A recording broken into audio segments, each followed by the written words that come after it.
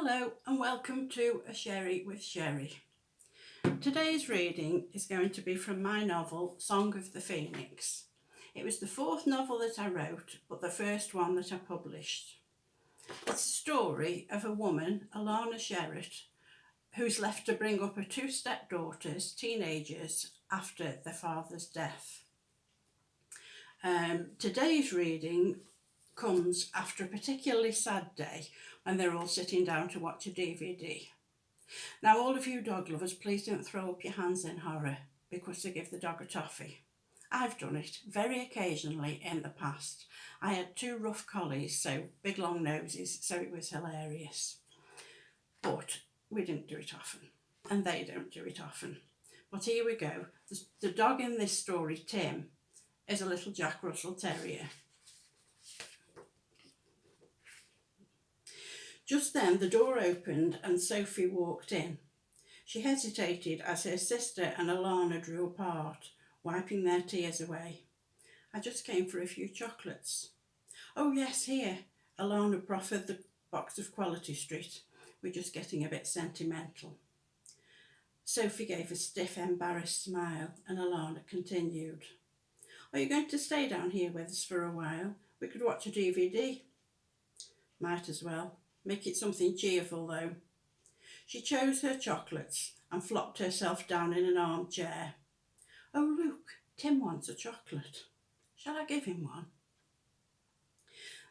The dog had sat persistently worrying the open box of chocolates, uttering an occasional whimper.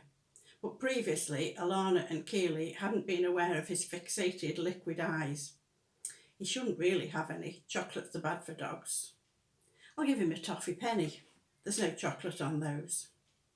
"Go on then. I suppose that won't hurt." The dog was ecstatic. Sensing a change in tone and seeing Sophie's eyes on him, he knew what was coming his way. His stumpy little tail wagged in delight as he sat himself at Sophie's feet, all a quiver.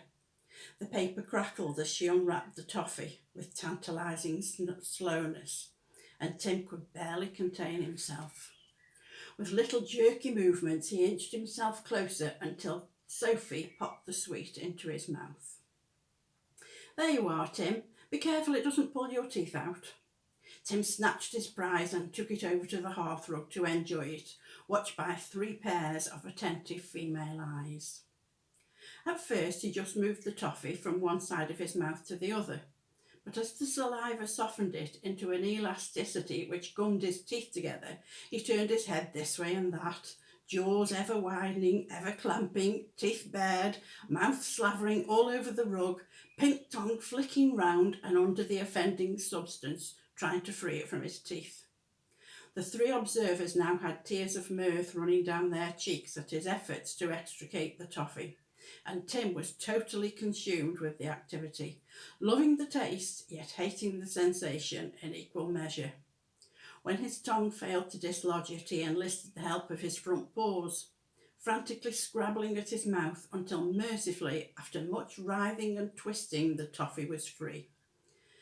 He swallowed it, licked his lips about a dozen times in rapid succession and returned to Sophie's feet, sitting like a good boy, little tail once more a wag with expectation.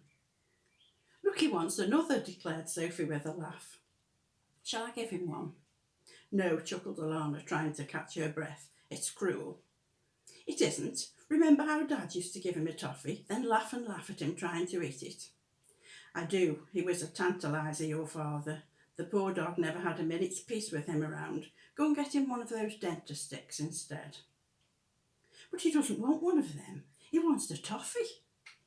Sophie was still giggling over him eating the last one. "I'm sure he does, but it's not fair and it might make him ill." With a modicum of reluctance, Sophie complied with her wishes. "Oh, all right then. I'll get him one of his dentist sticks, but it won't be as much fun." "Go on then, and I'll find a DVD. What do you want?" "Anything that's funny." So there we have that. Hope you've enjoyed that little reading. Thank you for listening. Cheers. Enjoy your day.